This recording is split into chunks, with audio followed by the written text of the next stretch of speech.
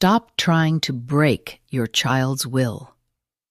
Most parents believe that if they aren't firm, if they aren't loud, and if they don't use a fear of God approach, they are failing. But here is the shocking truth. You are actually sabotaging their brain's ability to learn how to listen. If you are currently relying on timeouts, shouting matches, or the "because I said so" mantra, you are not building respect. You are building a resentment time bomb. In places like Scandinavia, or even high-achieving communities in the Upper West Side of New York, the most successful parents are doing the exact opposite. They are seeing a 40% higher rate of long-term cooperation without ever raising their voices. This is the science of connection-based obedience, and today I'm going to show you exactly how to rewire your child's brain to want to listen to you willingly, not fearfully. Think about this.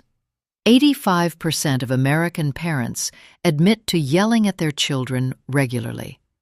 Yet only 12% of those parents say it actually works in the long run. Most of us are stuck in a cycle of the shouting trap. You tell them once, they ignore you. You tell them twice, they push back. You scream, and suddenly they move. But they aren't moving because they respect you. They are moving because their nervous system is in a flight or fight response. Have you ever been in this situation? Imagine you're in your kitchen in Chicago. It's 7 a.m., and you're trying to get your 7-year-old, let's call him Leo, to put on his shoes. You say, "Leo, shoes on, we're leaving." Leo stays on the floor, playing with a Lego set. You say it again, firmer this time.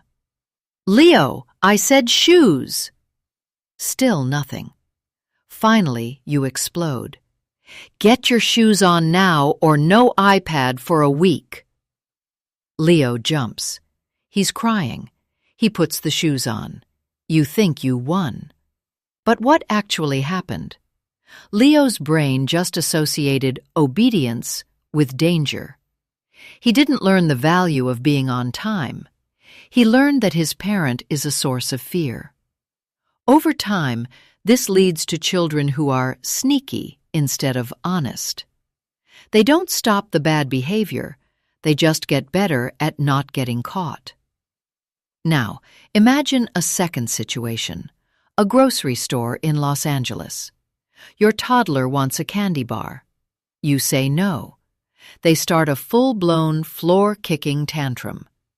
You feel the eyes of every shopper on you. You hiss, "If you don't stop right now, we are going home and I'm throwing away your toys." The child screams louder. Why? Because you just escalated a fire with gasoline.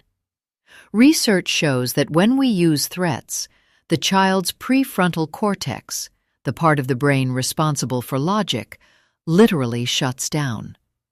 They cannot listen to you even if they wanted to. This is why connection is crucial. We are in the golden window of brain development. Between the ages of 2 and 12, the brain is forming the neural pathways for self-regulation. When you choose connection over fear, you are building a bridge.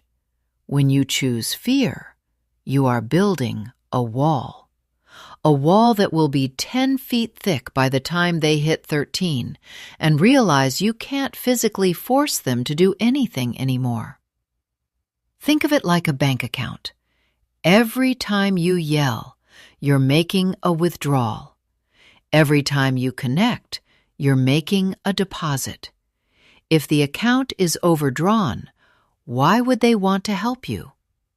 Research from the Harvard Center on the Developing Child found that children with secure attachment based on empathy are 60% more likely to follow parental instructions the first time compared to children raised in authoritarian households.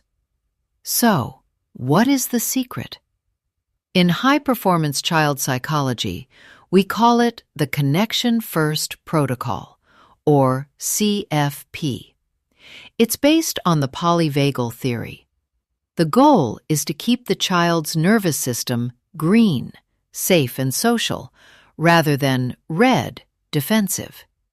It has 3 core principles: empathy first, boundaries second, and autonomy third. Let's compare. A traditional parent says, "Clean your room or no dessert." The child thinks, "I hate cleaning and my mom is mean." A CFP parent says, "I see those Legos were really fun to build, and it's hard to stop when you're mid-project. It's time to clean up so we can have a safe floor for dinner. Do you want to pick up the red blocks or the blue ones first?" See the difference? The first is a threat. The second is a partnership. In the second scenario, you acknowledged their feeling. That's the empathy. You stated the rule. That's the boundary. And you gave them a choice. That's the autonomy. You are training them to be a decision maker, not a servant. This works because of 2 mechanisms. First, the mirror neuron system. If you are calm, they will eventually mirror your calm. If you are frantic, they will mirror your chaos. Second, the dopamine reward pathway. When a child feels heard, their brain releases a small amount of dopamine, making the act of cooperating feel good, rather than feeling like a defeat. Let's look at the hard evidence. A 20-year longitudinal study by the University of Washington followed 500 families. Group A used Power-Assertion, spanking, yelling, and shaming. Group B used Inductive discipline, explaining feelings and using connection. By age 25, Group B had significantly higher salaries, lower rates of depression, and, get this, much stronger relationships with their parents. Group A? They had higher rates of substance abuse and were 3 times more likely to have cut off contact with their parents. Dr. Daniel Siegel, author of The Whole Brain Child, famously said, "Connection provides the safety that allows the brain to integrate and learn." When a child feels felt, they are biologically wired to move toward you, not away from you. So how do we do this? I've designed a 4-week Connection First checklist for you to start tonight. Week 1 is all about the silence phase. Your goal is simple. Stop the red zone reactions. For 7 days, you are not allowed to yell or use a threat. When you feel the urge to scream, "Do it now!" I want you to pause, take a breath, and count to 5. You will notice that you do this maybe 50 times a day. That's okay. You are becoming aware of your own shouting habit. Your mantra for week 1 is, "My calm is their anchor." Week 2 is the I-See formula. Every time you need them to do something, you start with "I see." For example, instead of saying, "Stop jumping on the couch," you say, "I see you have so much energy, and it feels great to jump, but the couch is for sitting. Let's go jump on the grass outside." You are validating their reality before you change their behavior. By day 4 of this, you will see the defensive glare in their eyes start to vanish. Week 3 is collaborative problem solving. When a conflict happens, like a teenager in New York coming home 20 minutes past curfew, instead of grounding them immediately, you ask, "We agreed on 10 p.m. You came in at 10:20. What happened? And how can we make sure the agreement is kept next time? You are moving from judge to coach. This teaches them accountability, which is much more powerful than obedience. Finally, week 4 is the handover. This is where you shift control to them. Instead of giving orders, ask questions. Instead of, "Go brush your teeth," ask, "What is the next thing on our bedtime chart?" This allows them to feel the pride of doing it myself. By the end of this month, you won't be a parent who is ignored.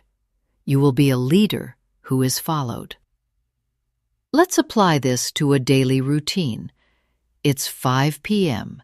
Screen time is over. Or imagine the homework battle. Remember, 90% of parenting is just keeping your own cool. When you change, they change. The obedient child you want isn't a robot who fears your hand. It's a human being who values your heart. Start today. Tonight, when they refuse to eat their broccoli, don't fight. Connect. Say, "It's okay not to like it. Let's try one brave bite and see how it feels." Within a week, you will see the first shift. Within a year, you will have a child who talks to you instead of hiding from you. If you found this helpful, please share this with a parent who is struggling. We can end the cycle of fear, one family at a time. I'm Tinyang Andanyang, and I'll see you in the next episode.